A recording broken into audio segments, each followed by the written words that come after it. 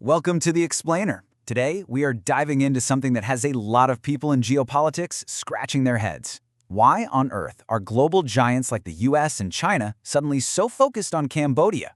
Let's break down the analysis behind this massive strategic shift. All right, let's jump right in. The analysis we're looking at today really kicks off with these two questions. Now, they might seem a little disconnected at first glance, but trust me, they're the key to understanding a huge power shuffle that's happening right now in Southeast Asia. So the whole thing starts by focusing on these, mysterious phone calls between world leaders. This isn't just diplomatic small talk, it's a huge signal that the old alliances in the region are starting to change. And here it is, the central puzzle of this whole thing.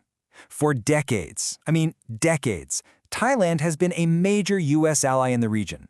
So why would Washington and Kuala Lumpur suddenly go around them and ask Cambodia to put pressure on its neighbor? What's going on here? So, what's the answer to this puzzle?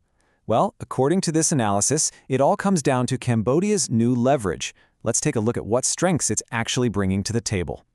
The argument here is that Cambodia's real power isn't its military or its economy. It's something much more valuable in the world we live in today: political unity. That stability makes Cambodia a predictable, reliable partner, and that is a rare thing in such a turbulent part of the world. And to really drive this point home, the analysis points to this really powerful quote. The implication here is massive. What if that national unity is the secret sauce, the one ingredient needed to create the next economic powerhouse, the next Asian dragon? This view suggests that Cambodia's foreign policy is all about building genuine partnerships, not just making transactional deals. It's an approach that's based on respect and long-term trust, which, you have to admit, is a pretty refreshing change in the often cutthroat world of international diplomacy. But listen, this isn't all just about goodwill and friendship.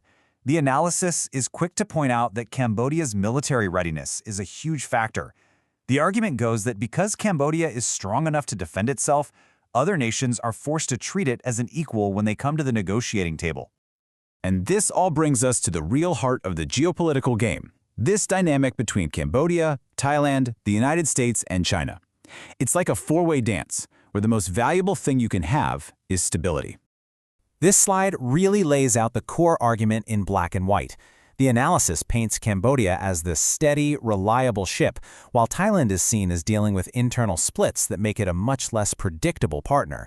And for a superpower like the US, predictability is absolutely everything. Okay, this is where the analysis makes a really bold claim, that the US would actually be willing to walk away from its longtime ally, Thailand, to partner up with Cambodia. That would be a complete earthquake in American foreign policy in this region. So why would the US even consider such a dramatic move? The analysis boils it down to a pretty cold calculation. Cambodia's got the prime real estate, its economy is growing, and, this is the big one, it has the potential to be a stable partner to help balance out China's influence. But hang on, this raises a huge, obvious question, and I bet you're already thinking it. What about Cambodia's famously close relationship with China? How in the world does that fit into this picture? The text goes right at this apparent contradiction. It is the elephant in the room, right? The viewpoint here is that this whole situation is way more complicated than just picking a side, Team US or Team China. So, the analysis makes this really fascinating point. It's not just who you're friends with, it's the quality of the friendship that matters. Cambodia's relationship with China is framed as being solid, predictable. Thailand's, on the other hand, is seen as more up and down, which makes it a much riskier bet for any major power. So from this point of view, the US isn't trying to steal Cambodia away from China, not at all. Instead, it's trying to build its own strong relationship with Cambodia, now, while it still has the chance. The thinking is, you've got to get a seat at the table before all the seats are taken. And all of this leads to the analysis' grand conclusion, that Cambodia is becoming the geopolitical pivot point for all of mainland Southeast Asia.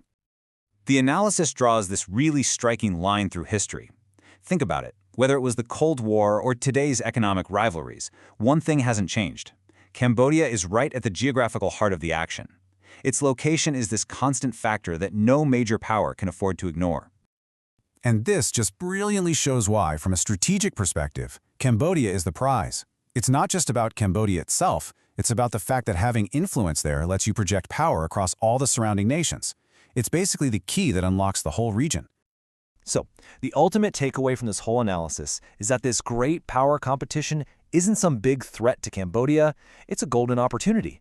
It's a chance to use all this global attention to fuel its own growth and really become a major player in its own right. And that leaves us with one last massive question. As these giants compete for influence, can a nation like Cambodia actually play its cards right, skillfully enough to not just survive this whole thing, but to come out on top? The answer to that is going to shape the future of Southeast Asia for a long time to come.